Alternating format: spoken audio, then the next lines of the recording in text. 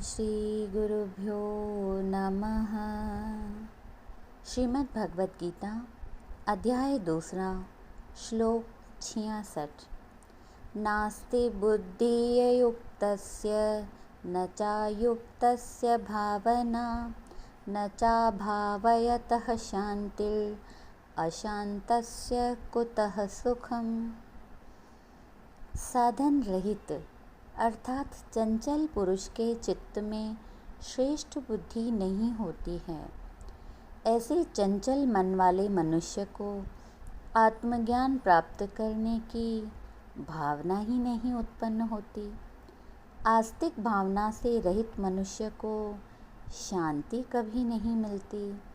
फिर अशांत मनुष्य को सुख कहाँ से मिलेगा।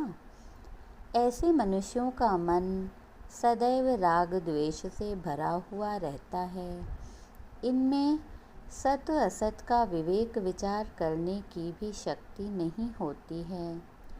ईश्वर में इनकी कोई भावना ही नहीं है। ये मनुष्य रात दिन भौतिक पदार्थों के संग्रह में ही व्यस्त रहते हैं और उन्हीं में सुख ढूंढा करते हैं। भक्त धन्ना ने स्थिर बुद्धि के कारण ही भगवान में निष्ठा रखी। पत्थर को ठाकुर समझकर उसी भावना से उसकी ही पूजा की तो उसी में उसे ठाकुर के दर्शन हुए। नामदेव ने भी ठाकुर को दूध पिलाना चाहा पर उसने नहीं पिया। लेकिन संत नामदेव की भावना इतनी ऊंची थी कि लगा खुद को मारने, जिस पर ठाकुर ने दूध पिया और संत को दर्शन भी दिया। विष के प्याले को मीरा ने ठाकुर का चरणामृत समझकर पी लिया तो वह भी उसके लिए अमृत हो गया। श्री कृष्ण जब कंस के अखाड़े में पहुँचे तब सब उपस्थित व्यक्ति उन्हें भिन्न भिन्न भावनाओं से देखने लगे। पराक्रमी उन्हें पराक्रमी की दृष्टि से देखने लगे। बाल गोपाल उन्हें अपना सखा समझने लगे। भक्तजन उन्हें साक्षात पार ब्रह्म के रूप में निरखने लगे तथा उनके दर्शन करके निहाल हुए। भगवान ने भी पराक्रमियों को अपना पराक्रम दिखाया, किंतु कंस उन्हें अपने काल के रूप में देख रहा था, अतः भगवान ने उसे मार डाला। तात्पर्य यह है, जैसी जैसी भावना हो तैसा तैसा फल मिलता ही है।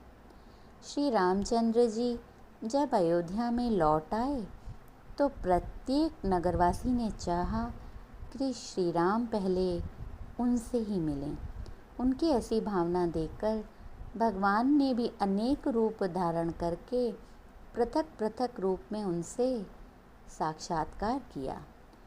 जाकी रही भावना जैसी प्रभु मूर्ति देखी तिन तैसी। रामचरितमानस। जिसकी ऐसी आत्मज्ञ बुद्धि आत्मज्ञान रखने वाली है तो उसकी भावना सब में शुद्ध होगी।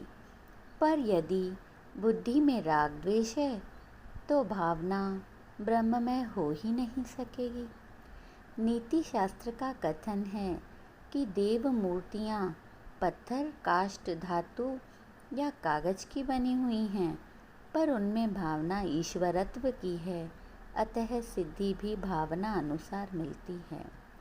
भावे ही विद्यते देवस्तस्माद् भावो ही कारणम। घर में किसी के पिता की फोटो दीवार पर लगी है। पिताजी स्वर्ग से जा चुके हैं तो उनके पुत्र फोटो के सामने नमस्कार करते समय उनके गुण और आभार याद करते हैं। इसी प्रकार मूर्तियों के दर्शन करने से भी ईश्वर, देव तथा देवियों के गुण और उनके चरित्र याद आते हैं और उनके लिए प्रेम उत्पन्न होता है। सचमुच सारी सृष्टि मूर्ति पूजा करती है, बाहर से कोई माने या न माने। मूर्तियाँ हैं तो कागज या धातु के टुकड़े, पर भावना अनुसार प्रभाव पैदा किया करती हैं। मूर्तियाँ या चित्र स्वयं तो कुछ करते कराते नहीं, पर वे प्रेरणाप्रद अवश्य हैं। कृष्ण भगवान की मूर्ति देखकर हम उनकी लीलाएं याद करते हैं, जिनसे हमारी आंतरिक शक्ति बढ़ती है। उनका ध्यान करने से भीतर ही भीतर आनंद रस का संचार होता है और वृत्ति स्थिर होती है। संतों को सदैव इष्टदेव याद रहते हैं। मंदोदरी की भावना के अनुसार श्री रामचंद्र भगवान थे, अतः उसने रावण से कहा, यह वही राम है जिसने नरसिंह अवतार धारण किया था और वामन रूप भी। लेकिन रावण की भावना मलिन थी। वह श्री राम को साधारण मनुष्य या तपस्वी समझने लगा और कहा, इससे अवश्य युद्ध करूँगा। श्री राम जी तो जो थे वही थे, परंतु प्रत्येक को उसकी भावना अनुसार फल मिला। मंदिरों और गुरुद्वारे में जाने की जो आज्ञा है, परंपरा है, वह भी इसीलिए कि वहाँ जाने से मन की कुभावनाएं और कुवासनाएं परिवर्तित होकर श्रेष्ठतम बने, जिससे मानसिक दुख दूर हो जाएं।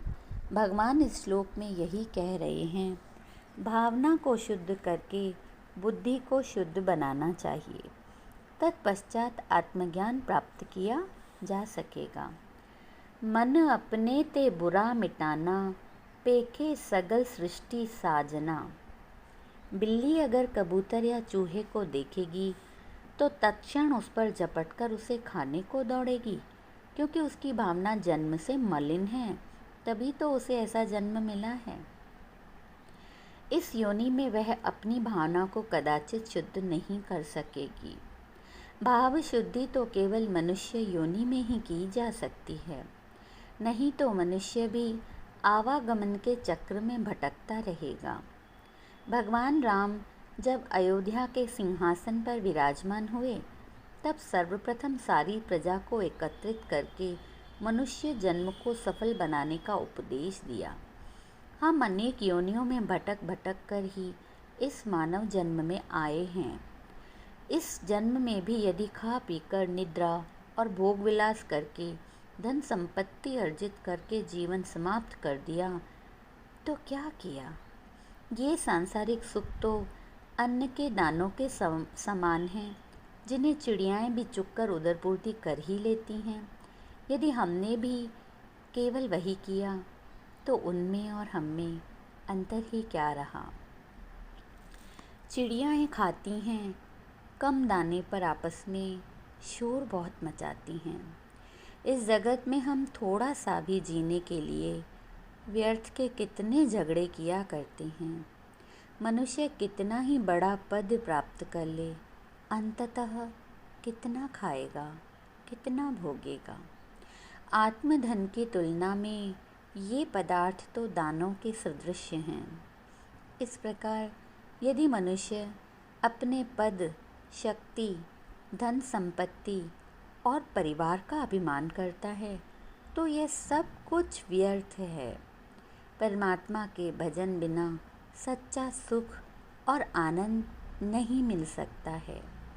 हम व्यर्थी शोक, मोह व तृष्णा की अग्नि में जलते रहते हैं। ऐसी दशा में मोक्ष प्राप्ति की इच्छा रखना ऐसा है जैसे बिना सीढ़ी के, बिना सोपान के घर की ऊपरी मंजिल पर पहुंचने की आकांक्षा रखना। शेष अगले भाग में। इति। ओम शांति शांति शांति ही।